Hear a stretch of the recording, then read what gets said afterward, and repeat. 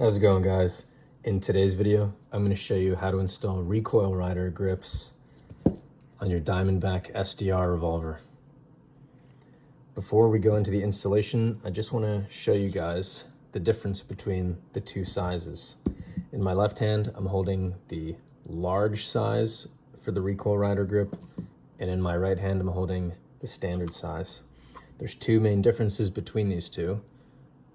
The standard size is going to be a bit thinner, and on the large size in my left, it has a thicker back strap. You might not see it so clearly.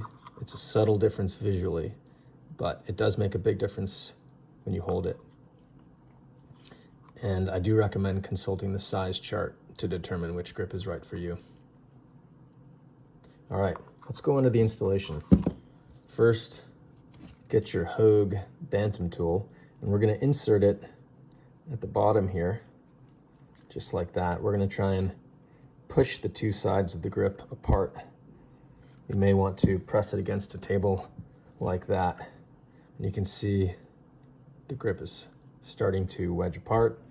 And at this point, if it's wedged apart enough, the grip will slide off, and we'll just wiggle that off. Easy. All right, I'm gonna go ahead and install the large grip here, and I'm gonna line up the pin there in the groove inside the grip and just wiggle it on. This will require a little bit of patience, so I recommend you take it slow. Just gonna keep wiggling it. Around here, I like to stop and make sure that the sides of the grip here are not caught between this lip. Here you can see it's caught. So I'm going to push that out, make sure nothing's caught on this side. Looks good.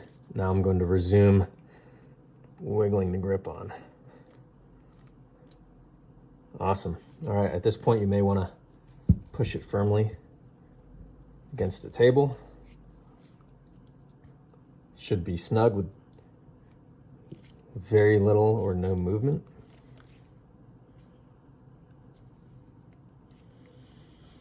All right, we should have started the video with this.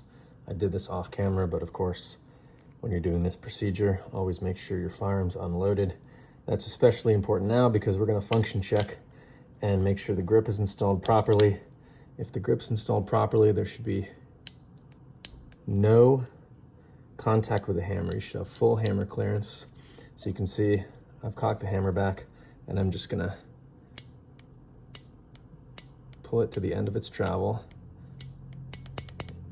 and you should have full clearance there.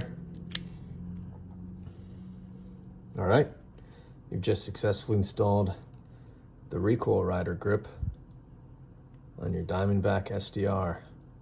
Hope you guys love the grips. Thanks for watching.